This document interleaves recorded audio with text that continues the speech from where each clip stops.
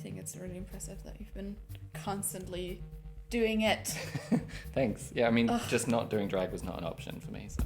Hi, it's Morgan. Welcome back to my channel, and today I'm joined by Foxglove to do makeup. Hello.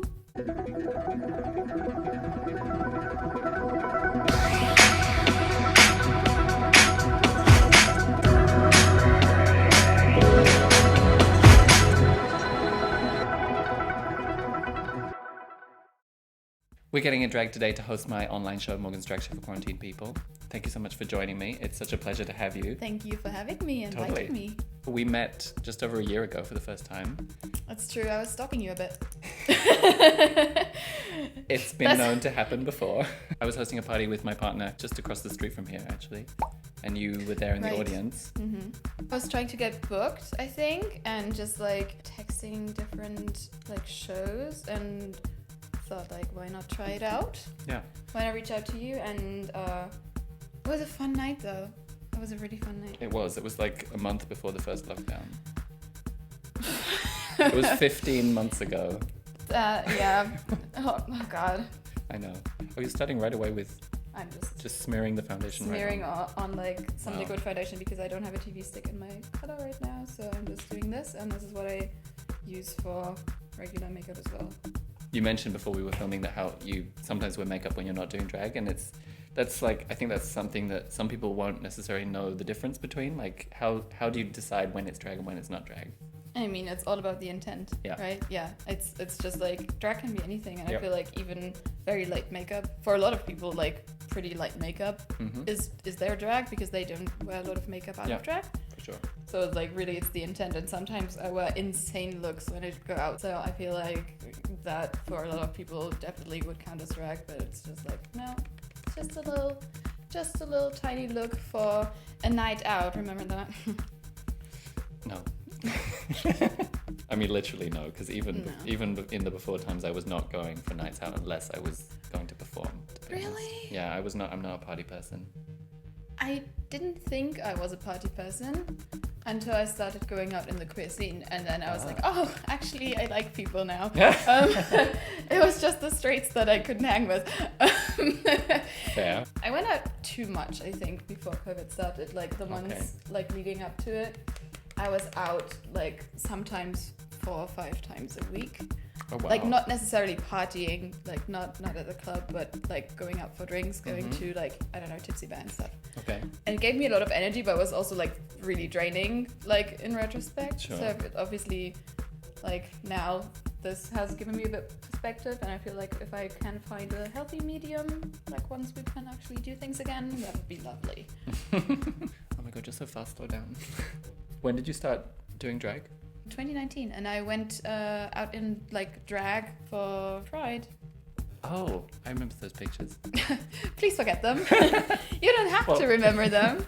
I thought I was just like gonna go out in drag and take pictures on Instagram, and like for Instagram and like not perform. Yeah. Really, because I didn't really know the scene, and then I figured like, oh, actually, I should get to know the scene, and started going to things and really quickly remembered how much I love being on stage and how much I love like acting and that kind of thing, and singing and I don't know, performing in general.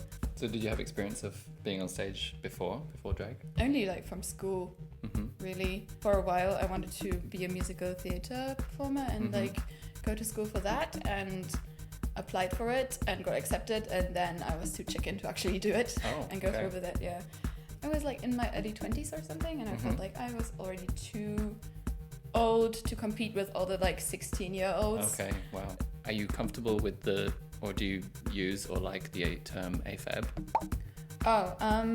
I personally don't mind it as a descriptor, but I feel like a lot of TERFs trying to reclaim that term.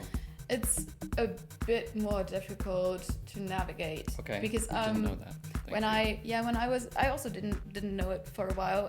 When I was doing my monthly event, it's called Siblings now, but like the first installment of it was called Thems and Femmes. Yeah. And we like used AFAB as a like descriptor as well, and we tried to like be inclusive in the description, and a couple of people texted me like, oh, it kind of sounds like you're trying to exclude trans women from your event, which obviously wasn't what we tried to do. Oh, right. So we changed it up, and I read up on it, and before that I also wasn't aware that was a thing. Okay. But TERFs are stealing everything from us. Yeah, so I like personally for me as a description, I don't mind it at all. I just feel like I'm being aware. Do you think there's a better description? No, not really. I describe myself as like non-binary AFAB a lot of times. So yeah, I also like wasn't aware, and I felt terrible after like finding out that I like misstep. But also it's so nice that people actually felt comfortable telling me, and like not necessarily like in a like accusatory way. Is accusatory a word? Accusatory. Accusatory. Thank you. I struggle with English sometimes. It's not noticeable. I have a ton of American friends, and that's why my previously like pretty generic British accent is like messed up now as well. Same. My partner is American. Basically, all of my English-speaking friends in Berlin are North American. So yeah, same. It happens to native speakers too. I mean, that's that's kind of like interesting enough to know, but you know, a lot of people think I'm Australian when they meet me. So funny, because people have asked me if I was Australian as well. It's so weird. Anyway, the whole reason I asked the question about AFAB is I wanted to ask what your experience was like as an AFAB person doing drag, as a drag queen, specifically, if you identify as a drag queen. I do. Like usually I'm like drag queen, drag performer. I don't take it that seriously, but my drag is like very feminine. In Berlin it wasn't that like hard for me to like get into it and like to be just like accepted, I feel. I'm like, I can only speak like obviously for myself. I feel like in different drag communities it might be more difficult, right? But since there were already like other performers, like pretty early on I was like following people like Sophia Turner on Instagram. I was like, okay, yeah, this could actually be a thing. Like I don't have to like establish myself, so to speak. I just like started doing what I wanted to do, and people were like, okay, that's fine. Online it's a bit different sometimes, and especially with the mainstream drag shows that just like portray drag in a very specific and boring way. The people who are not actually part of the scene and who just like watch drag on TV obviously have a very different idea of what drag actually is. So talking to someone, to people outside of our community is always a bit bumpy and difficult, because you have to like lay down some ground rules and explain how things actually work. Yeah. Have you changed your makeup routine a lot since you started doing those regular videos at least? Or like I really enjoy doing like different makeup often, so I don't have like a set makeup that I do. I mean, I don't really know what I'm doing now, but then I never really know what I'm doing. Your eyebrows look great though. Thank you. I'm gonna try to do a similar shape. What I'm gonna try today, usually I contour my nose with just like 2 lines. But what I'm going to try today is just like not really contour and just highlight the bridge instead. So make the highlight rather than the contour. I mean, that's what we're going for, is this semblance of symmetry. It's just to trick the eye, like nothing is going to be perfectly symmetrical. I mean, especially if you like move around, it's like not a like static, like straight. Right. Obviously we strive for perfection, but some of us even achieve it. Because I often do like very big eye makeup, I try to make the contour pretty subtle, and then just have eyes and lips basically. I don't think it's too dark. No, I mean, I'm actually happy with it. It's just a bit darker than I was expecting. Me about my life. It's also orangey. I miss chocolate oranges. I need someone to send me like a little box with just like chocolate oranges and like other British snacks. If you're listening, I need it. Foxglove address is.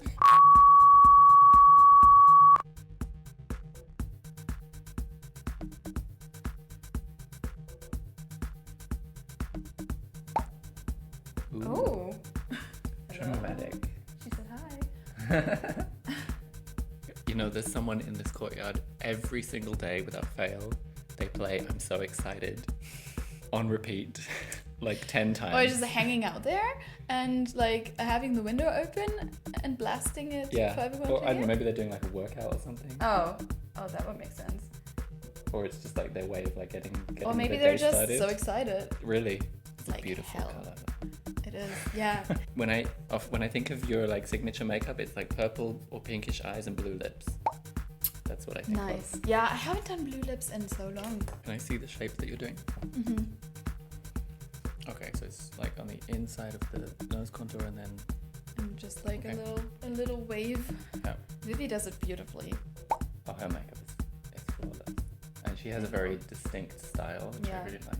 I love it. I remember one time she performed at my live show in Tristeza, and she came like fully ready, but then she just spent like 20 minutes just painting these little stars on her cheeks. I was like, that is so cute. I did that one time, and then people and I posted it, and people kept texting me if it was a filter or if it was makeup. I was like, oh, that's nice. I've had that before when I did like drag king makeup once, and I was like, no, it's makeup. I spent 3 hours on this. No, this is not a filter, thank you. You see how the skin here creases? I don't really know how to... Botox, darling. Well, that's not available right this moment. It's true. But honestly, yeah, no, I'm already thinking of like Really? maybe getting some fillers at some point. Like not right now, but I have a huge issue with like visibly getting older. I think it's really scary, and especially like if you're a person like who does makeup and who, you know, knows their face more intimately than some other people might. Yeah. One time HB Love Shaft was at my live show performing, and backstage he saw my makeup, and it was these two colours, it's pink and blue. He was like, "That's so good, it's transphobic, Morgan." Yeah, but I'm also like not good with separating drag from myself at all, because like I literally like with my friends, as I told you, go by Fox, just like it just like happened somehow. Yeah. I also like questioned if that's like the way to go, or if I like just should have picked another gender neutral name that isn't like so attached to my drag name. Oh, I see. I don't mind, and it's not like I'm a different person in drag. I don't have like a big persona or whatever, so it doesn't really need to be that separate. I feel the same. A lot of people assume that being a drag performer, you have like two totally different and maybe opposite personalities even, but for me it's a spectrum. They're just different parts of me. Exactly.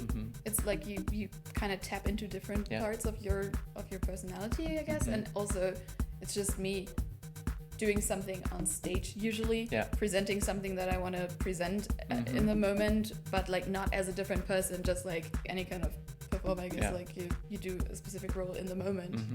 Your eyebrows look so good. I'm never gonna be able to do them like that even, but I will try.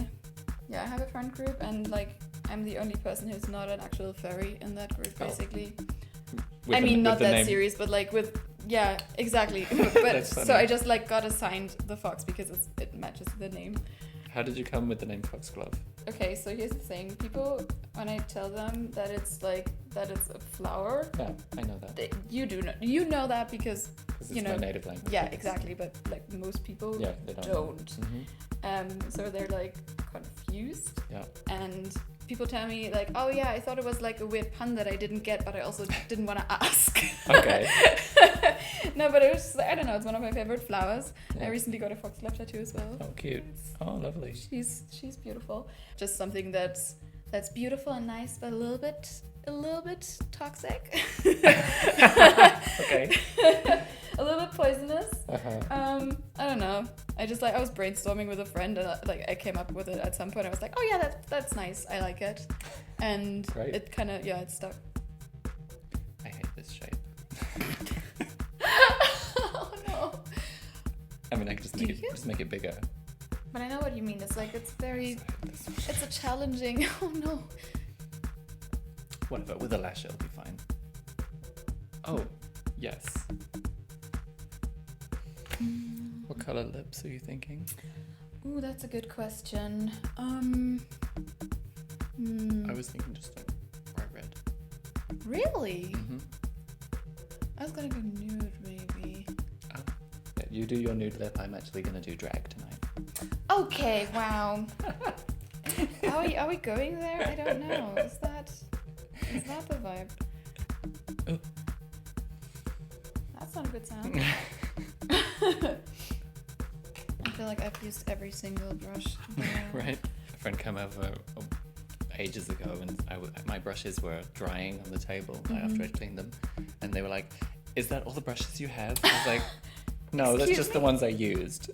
And they were like, "You need more brushes." I was like, "Excuse me, who's the one here that does drag?" Excuse me, I have 2 of every brush for a start, and then like people just give me stuff for free all the time. So what are you talking about? They were just surprised that I can do my makeup with that few brushes, apparently. I mean, that's skill. Or laziness. One of the two for sure. Yeah, economy. Okay, fine. I mean, okay, fine.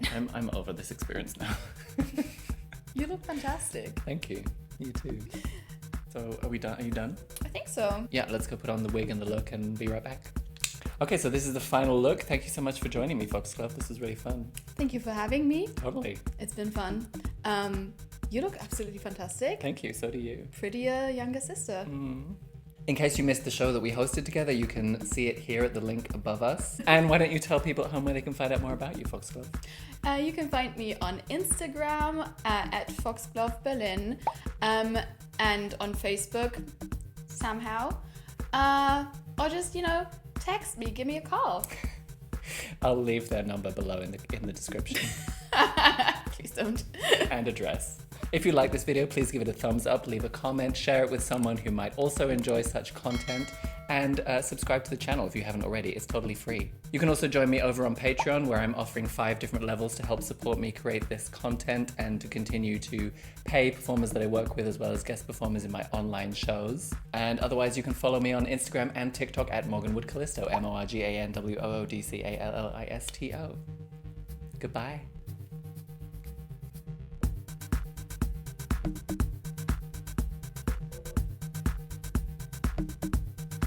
I feel like a newscaster. Just, hello. Totally. And now to the weather report. Yeah, exactly. Lovely.